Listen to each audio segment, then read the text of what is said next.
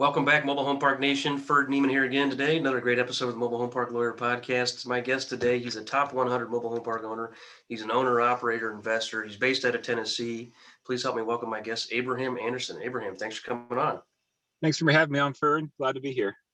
Well, for those of you who are listening on only on your car, you can't see it, but I can tell you he's wearing this Rockstar T-shirt with a Nintendo controller. So I have to say I'm a little envious. Growing up in the 80s, I played a little NES back in the day, a little Tecmo Super Bowl. So I'm excited to see that shirt. But anyway, tell us a little. I know you a little bit for our audience. They may or may not. Tell us a little bit more about your background and how you got into MHP. Sure. So I started out in apartments, and I did that for a few years.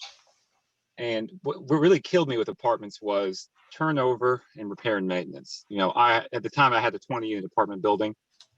And always, I'd get it completely full. I think, okay, great, I'm done, and then someone would just run off. Okay, and I'd spend $3,000 to rehab the unit, get someone else in there, immediately someone else runs off.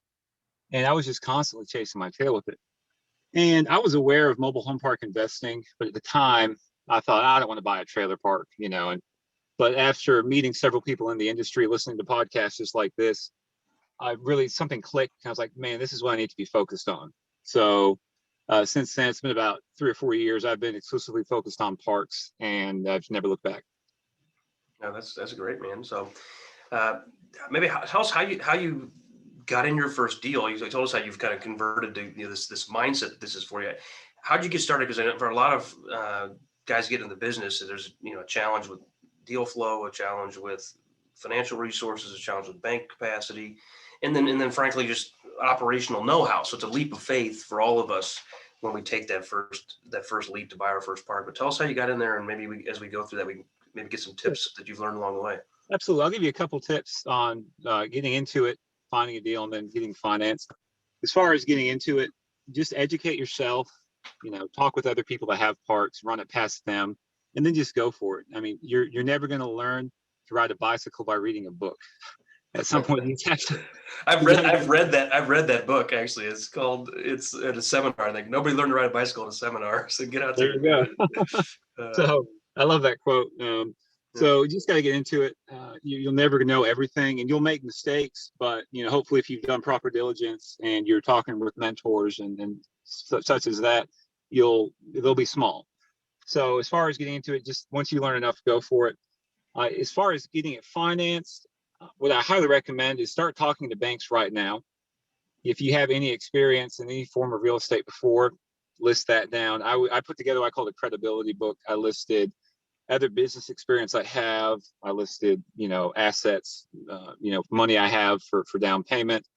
And at the time, before I even owned the park, I managed one for another person. So that gave me some experience there.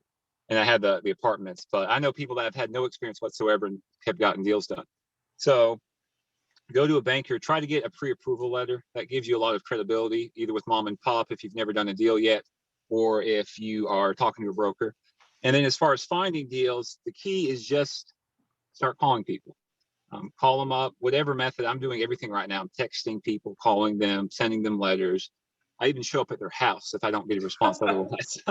That could be risky. I did that one time, and I was not welcome. That was made crystal clear. It's funny because in Tennessee, most people are very laid back and friendly. I know it's different other places, but before I guess.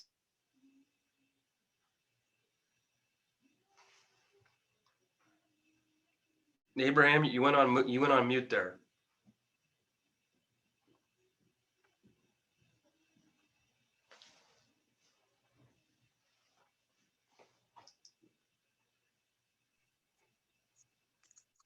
Sorry about that. We're here.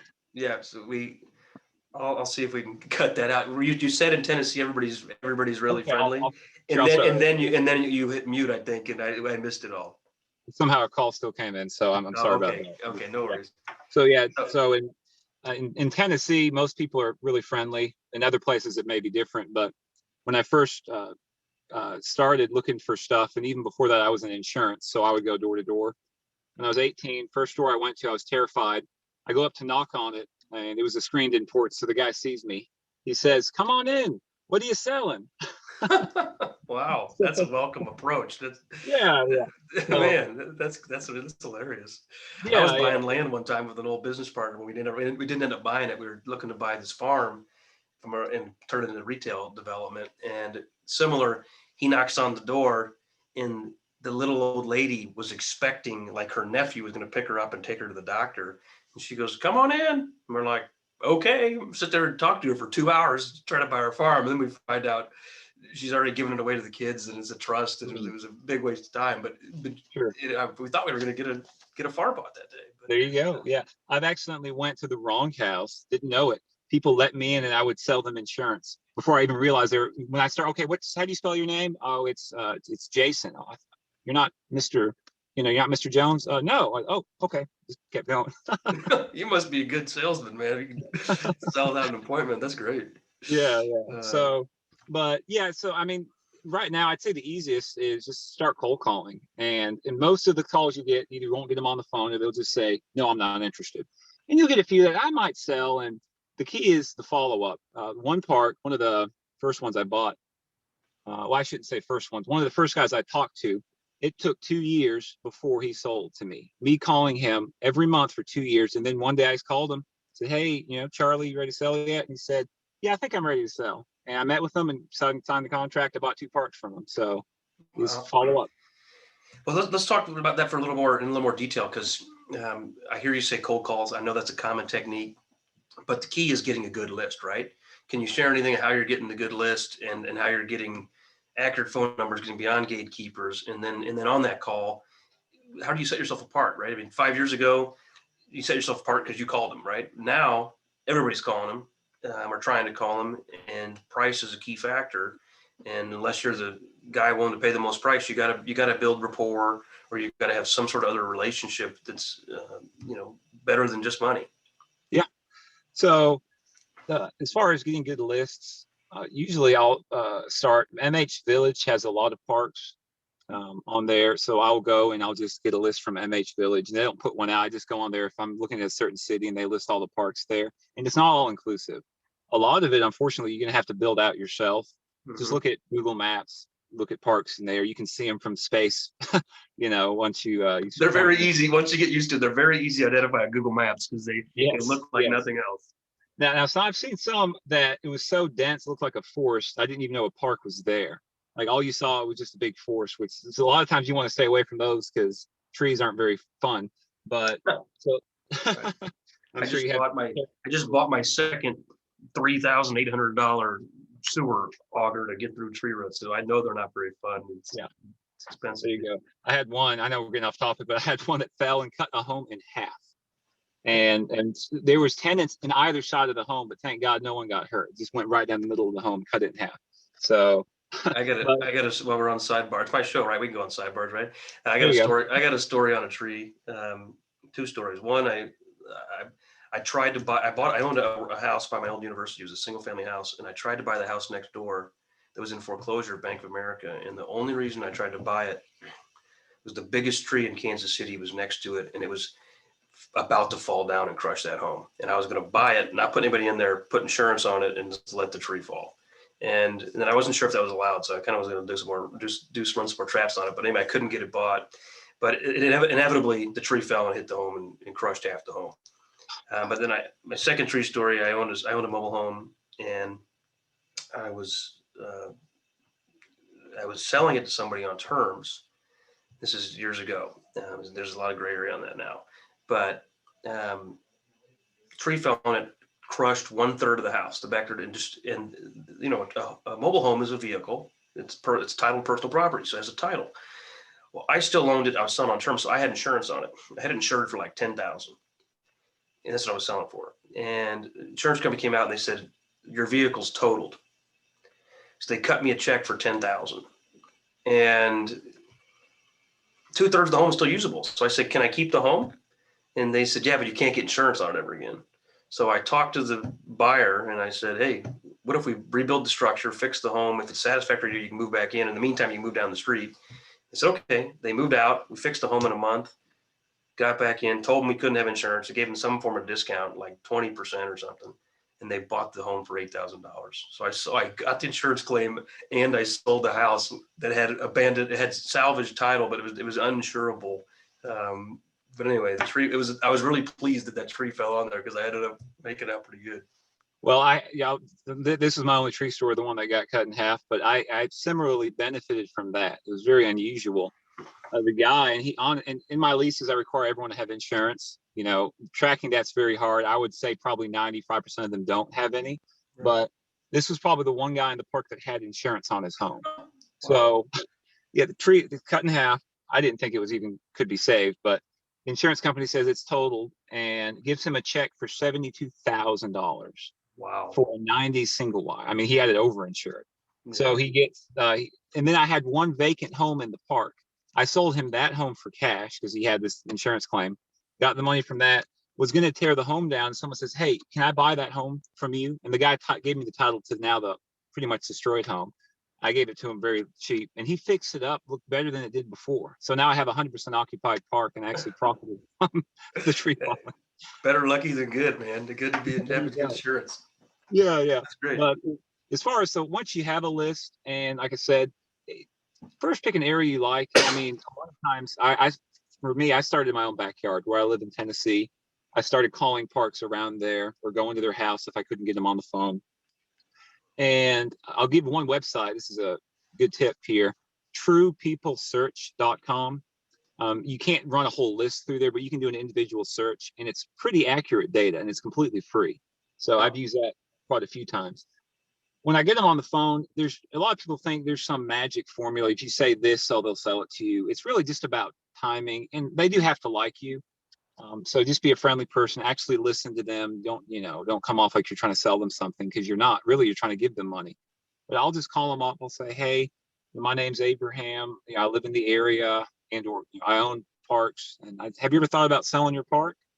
And that's it. And then they'll say either I'm not interested, or yeah, I thought about it, or no, I'm going to leave it to my kids, or hey, call me back in a month. So, and then if the answer is no, I don't want to sell it, I ask, well, would you look at an offer?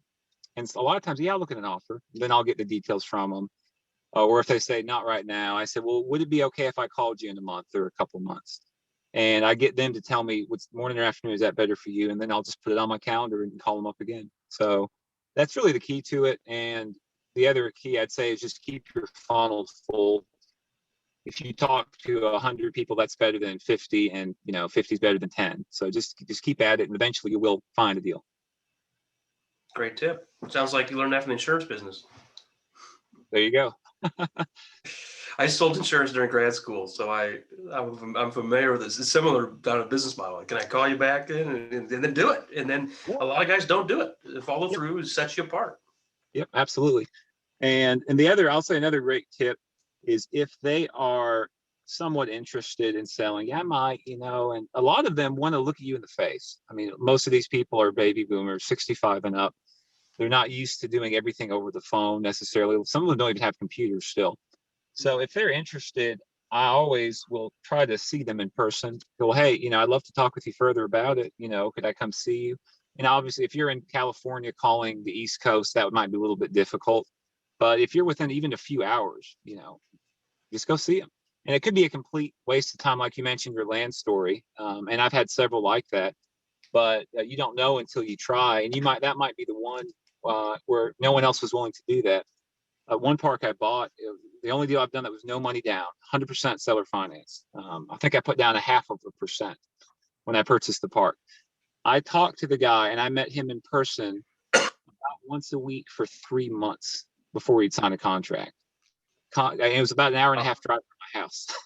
So every week I would go see this guy with the contract every time. I don't know. I don't really want to do it right now. But this wasn't me like pressuring him, keep going to see him. He kept asking me, come back next week. Wow. And so after 3 months, he signed a contract and we got a deal done. So, hey, that works, man. That's setting yourself apart. That's great. Well, those are some great tips and stories. Do you have any horror stories or lessons learned? Don't do this. I mean, obviously we all make mistakes, but you have anything that a mistake you made that you'll never make again that you should share with our audience? Yes, I have. I'll give you two. One of them would apply to parks, but this was when I was doing apartments. I had, well, I'll give you the mobile home park mistake first. Make sure you have a good contract. One of the first deals I got under contract, excellent deal. I was so excited about it. And then right before closing, the seller gets a higher offer, so they try to back out on me. And I come to find out that the contract I have is not enforceable. So that was a big experience to me, or a big learning eye opener. Make sure you have a good contract. Don't just get one from the internet and think it's going to be any good. Pay, a couple grand or whatever it costs to have an attorney review it and make sure it's a solid contract for your state before you go and try to put deals together with that. Because $500,000 might sound like a lot, but it's a lot less than losing out, on a park with $1 million upside because you had the wrong contract. So that was a painful lesson. That's a good point. The term I think you want in the contract is called specific performance, where you make them specifically perform. And I'm in litigation right now, not my deal, but a client's deal, that they didn't have that in there properly. And now the guy didn't want to close, and they're having to fight him over it. So that's definitely important. In fact, when I'm a buyer, there's only a few terms that I absolutely must have, and that is one of them. And then another one would be crystal clear that my earnest money is refundable so long as I terminate within my inspection period. Those are I think those are the two most important provisions. Yes. In a contract. 100% agreed. And the other tip involves diligence. And this was on my apartment deal I did. The apartments, they were fairly new. They were built between 99 and 2005. And this was one of my first real estate deals in general. So do my inspections inside the units, all that. I did not even think about, well, I need to check these AC units. I checked when I was in there, all the ACs were working fine. The tenant said they're good. Well, of course, I close on them, and it's like a domino effect. One after the other starts going out. These are $4,000, $5,000 to replace. So I think within the first 2 years of me owning it, I had 7 units go out, to the tune of, 20, 30 grand. So the key is I have a diligence checklist I'll go through with parks, and this is applicable really to any form of real estate. And I go through every single line, if there's park on homes, check the condition of them, check the utility setup, the zoning letter, all of these things. You have to go through every one of them, because you'll miss one of them, and then that'll be the end. That'll be the one that gets you, and invariably. Agree completely. It's what I think Benjamin Franklin says: with diligence is the mother of luck. Be prudent, be diligent. It's just baffling to me. People don't do it. It seems like it's a good tip. It's good advice, but I feel like everybody knows it. But then I see regularly like, nope, somebody didn't know it. What are you doing? I mean, I know a guy that bought a mobile home park, never looked at it. I looked good at the brochure, it was great. But how busy are you that you never went to this and you just dropped $1 million on it? Yeah. Then now find out it's a problem. Like it's almost too far-fetched to believe, but you see it happen on a regular basis. I talked to a guy the other day, the same situation. He was he was a different state, bought this park. I think he went to it like once, and now it's negative cash flowing several grand a month. He's having to feed this thing because there's so many issues that you would have found out in your first couple of days of doing diligence on it, but he just never bothered to do it. And now it's just a huge mess. So do your diligence. This is real. This is a serious thing. And there's a reason why. I mean, most of the deals I've got under contract, I've closed, but there's some that huge things came up, like there's massive septic issues, or half the park's in the floodplain, or no one's paying that.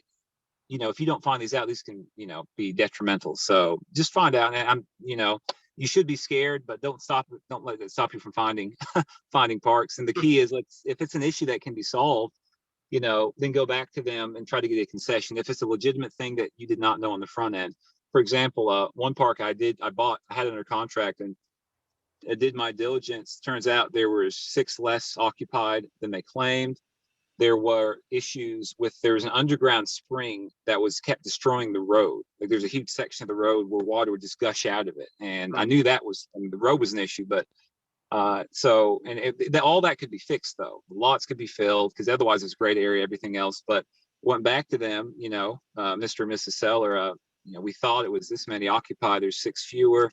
there's this underground spring we didn't know about, and to fix these issues, it's going to be, whatever it is, 50,000, 100,000. And the worst they can say is no. If they tell you, no, I'm not going to give you a credit, then you can decide if you still want to proceed at that point. But you can still buy it, at the price you agreed upon. But if you don't ask, you'll never know. So do your diligence, and then that solves probably 95% of issues. No, those are good points. I mean, I think everybody hates a retrade, but sometimes it's appropriate, sometimes it's necessary. So it's just how do you do it tastefully and how do you do it effectively? Sure. And sometimes sellers, I had a seller, the guy wouldn't budge a penny. He was 90, 95 years old, deaf. He could read your lips, but I met him once. He could read my lips, but then during all the future negotiations, I had to call his attorney's office. He'd have to go to his attorney. I'd set up an appointment, and then the attorney would talk to him and say, he's sitting across from me. He's listening to me, and it was a big translation the whole time. And I was threatening, I don't know, X dollars of, it wasn't even that significant, to be honest, X dollars of concession because he had misrepresented some stuff. And he needed to sell. He didn't want to, I thought he would cave. He said, I'm not caving a penny. I talked to the attorney the next day. Attorney's like, he needs to cave. Is appropriate. And I've recommended to him, he needs to sell his property. His wife is sitting in my office. His wife is telling him to cave. His two daughters flew in, one from Nashville and one from Denver, to talk to him. Dad, sell the property. And he just got on the phone and said, nobody else has a say in this. I'm not dropping a penny. If you want to walk, walk. If you don't. And you know what? He beat me, and I caved. You know what? I tried, and it was appropriate, I thought. And I hate doing the retrade, but that was one instance where I thought it made some sense, but it was a bluff, and man, he called it. So I was like, I thought I was a good negotiator, but I'm outing myself that I'm 0-1 against old men. So. Well, there you go. I've had it happen. I've only, out of the 14 or actually more than that deals I've done, I've only twice went back for concessions. One time they gave it to me that, yep, okay, that sounds reasonable. Here you go. The other time, same thing. It was a huge issue too. It was 10 fewer occupied in a pretty big park, and there were some other issues. And he said, nope, yeah, if you want it, buy it. If not, I'll sell it to somebody else. Yep. And so in that case, I still proceeded, and it made sense. And as far as doing it tastefully, don't just say, hey, I want 50 grand off just because. It has to be a legitimate reason. On all the other deals I've done, I don't ask for money off. If they've, if nothing comes up that I wasn't aware of on the front end. I had to do it tastefully is, like, for example, if there's like in this case, the road couldn't be fixed until this spring was resolved. Get the quotes from several people about, running the lines and doing the French drains and everything else to resolve it. Then bring them with you when you go to present them. This is the issue I didn't know about. This is what it's going to cost to fix. And that's a lot more than, hey, give me 50 grand off the price because I don't like the way the homes look or something. So that would be my tip as far as if you have to retrade, then that's how you go about it. Yeah, and I used to do it verbally, either in person or over the phone, typically over the phone. And I felt like that was a heroic way to do it, so to speak, as in courageous, as opposed to being like, I'm just going to do it via email. But what I've learned is emotions are high, intentions are high, and then once you say something, you can't put the toothpaste back in the tube. So what I've come to do is kind of like your bids is a well written out analytical. Here's what I found, and there's ranges, and the prices at the bottom. There's this big. I don't even put a number in there at the beginning. I used to do that. I need 50,000. I'd say, look, there's problems of anywhere between 50 and 200,000 that you didn't disclose. Those are material, and as a result, I'm not feeling as comfortable with the purchase price, and I'm going to take a few days and evaluate whether or not I can proceed, or what it's going to take for me to proceed. I ask that you consider the same, and we can regroup in a few days. And they got time to sleep on it, and then that has a number of impacts. One is it takes emotion out. They don't just yell at you and call you everything under the sun, and then likewise. But then two, they start to spin their wheels on the worst case scenario, which is, oh my gosh, this guy's gonna drop the contract. I'm gonna be stuck in this trailer park. I want to get out. I'm ready to retire. And they have several days thinking about that, or they have several days thinking of, he gave somewhat legitimate proof of 50 to 250. This guy's going to want $250,000 off. And then we talk again. He says, well, I'm open to a little bit, but I can't do what you're talking, that number. I said, well, I had a number of 75,000 in mind. And he'd be like, oh, well, let me think about it, Sure. and then then it happened, right? Versus Yeah. 250. And I've had it happen without even a counter offer. And obviously I've left some wiggle room, right? So that's been an effective strategy for me. And again, like you, I don't do it very often. I hate it. And in fact, I purposely, recently I had a deal we closed with just under 3 million. And I think I could have did some couple concessions, probably 75,000 or something. Mhm. But the seller has another park that's probably worth 10 million. Yep. And I'd love to buy it from him. And on the day of closing, one of my business partners went and shook his hand, and who had met him and found the deal. I said, go shake his hand and tell him, we just want you to know we didn't retrade you on price. We do what we said we would do. And we just want you to remember that. And when you're ready to sell the next park, we closed. We didn't trade price, just like we said we do. We just want you to remember that. And who knows? It may get me a $10 million deal. It may not at all, because I can't pay 11 million and somebody else can't. Sure. Yeah, absolutely. And I always try, if ever possible, to keep a good relationship with them. And I've had situations where even they'll fight me about several of the deposits or something like that. And if it's not a great amount, I'll just give it to them. That's fine. You can keep it, especially if they're financing in any shape or form. Even if they're not, I mean, what if you own the park, 3 years later, you have some big, a sewage issue or utility issue, and you call up mom and pop, say, hey, where is this line at? I'm having this issue. Well, if you fought about every, the nickel and dime of this, I'm not talking to you. Don't ruin that relationship. The relationship is worth more than, even a few $1,000s. So that's a great point. And first park I bought, and we bought it, not cash, I got a bank loan. We bought it with the cash, so we didn't have self-financing. So the seller didn't need us. We didn't need them. So we thought, but just being nice guys, we were nice guys on the deal, and didn't think I'd ever talk to the seller again. And it was our first deal, right? So we didn't really know what we were doing. So we were sub-metering. Well, then we're like, oh, well, when you sub-meter, what do you got to do? We got to turn off the water to the whole park. Where's that? I didn't know where that was.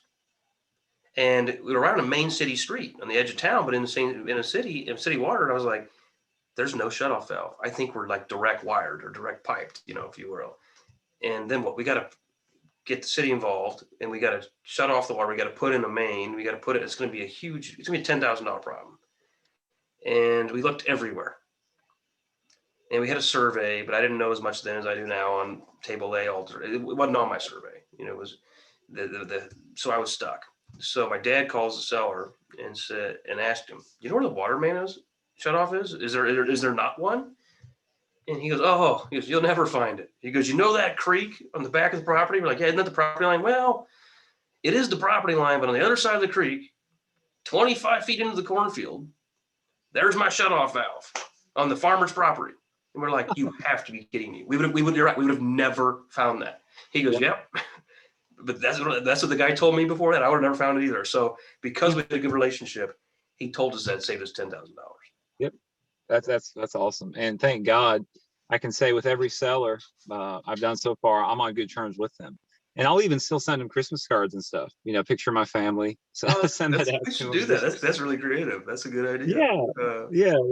And real quick, I had a similar story. Same thing. It was a park, and the guy was wanting to keep, I think it was like $4,000, $5,000 in deposits. And my first instinct is, no, I'm not going to let him have those, and he had his reason for wanting to keep them. But I said, well, okay, you can have them. That's fine. Well, about a month later, started getting called. This is City Sewer Park, but kept having sewage issues at this one home. And I found out, okay, I need to get another sewer tap. City told me. I couldn't find anybody in this town to bring out the equipment and run it. So I called him up to see if he knew anyone. He said, hey, I'll do it for you. I said, really? He said, yeah, he had his own equipment, heavy machinery. So he's out there the next day digging it up. He runs the line, does everything. He charged me like so little. I think it was like $500. So that alone was, the money I would have was fighting back with the deposits. And I still have a great relationship with him. So that's great. That's great. I want to give one other tip as far as operations. And as far as I'm aware, there's only a couple other park owners I've talked to that have been doing this, but I think it's becoming more common. We do not take any checks or money orders or any of that. We require everyone to either pay online or at Walmart or Kroger. We use Rent Manager, so that allows them to do that. There's other systems where they can pay, like at CVS or even Dollar General, Right. but we use Rent Manager. So every property we've got, we're managing, I think it's a little over 1,200 lots right now between me and my business partner. And every park, we've never had any issues. We convert them all over. Hey, you can, here's, if you want to pay at Walmart, take this card to them. If you want to pay online, here's the form to do that. And, older people that, maybe, or maybe not tech savvy people, they still go shopping, for the groceries at Walmart or Kroger or wherever. So they go pay at the store. More tech savvy people, they'll go online and pay. So Right. never had any issues. And that's been so much of a time saver and gets rid of headaches. You don't have any bounce checks. You don't have, oh, I mailed it, last Thursday and it never got in, or the mail was lost, and you don't have to enter it and it's all done automatically. So that's been a huge time saver for us, is automating the collections. That's a great tip. Yeah, I've got one other client that does that. We don't do it 100%. We do have pay lease through Rent Manager to do that, and I do love it. But we haven't enforced it as hard as you have. So you have you not had anybody get heartburn about it and threaten to leave or actually leave because some people don't have bank accounts. So and there's fees when you do that, so there's some pain to it, if you will, but it's definitely easier it's much easier and timely, frankly, as well, from a bookkeeping perspective. Yeah. It's fine. I've had 2 people threaten to leave over it out of, like I said, 1,200. No one's left. I've had, dozens of people saying, "Oh, that's so cool. I can pay my rent at Walmart." So I've had much more positive response than negative. Well, man, that sounds like great. I might have to implement that because it's definitely easier from bookkeeping, because it also, I think, I'm pretty sure it automatically puts it credits to their account, their tenant ledger and Rent Manager. So you've already got the entry done. Yep. So think about the time you spend paying somebody to enter that in, or if you're a newer operator, don't have many parks, doing it yourself. I mean, it save you several hours a month. And then also, as far as I know, there are fees with it. The way we have it set up, and you can basically set who pays the fees. Right. If they pay online with a bank account, there's no fee to them. So there's a free way to pay. They can pay with their bank account one time. They don't have to set it up recurring. It pulls the money out, and that's it. You, the property owner, pays $1 for that. And you can actually negotiate that fee down as well once you get scale with units. And then if they pay at Walmart with cash or a debit card, it does charge them $4. So we tell them up front, there's a couple ways to pay. This one's free. This one, it costs $4, and those are the options. And like I said, never had any issues. Great stuff. Great tips. Appreciate it, Abraham. Before we go, anything else you want to share, or if not, where can people find you and contact you? Yeah. So just briefly, anyone can do it, parks. If I can do it, you can do it. It's one of the easier, really, real estate classes to get into. Seller financing is more prevalent for several reasons. So it's just an awesome business. I feel like it's just really now starting to take hold and become more professional. And so there's still a lot of opportunity to get some of these parks that, older operators are running, and they're not as, professional about it. So, there's great opportunities out there, and just get started. If you've got the information, start calling. You'll find the money. You'll find a way to get it financed if you get a good deal, whether it's partnering with somebody or raising the money. Just to try to find a good deal and just, go for it. As far as where to contact me, I have a website, capitalcashflow.com. You can email me from there, and feel free to reach out. Love to talk to people. It's a lot of people have helped me out along the way, and I'm happy to talk to others and help out any way I can. All right. Sounds good. Appreciate it, Abraham. Yeah. Thanks, Ferd. You got it. Bye now.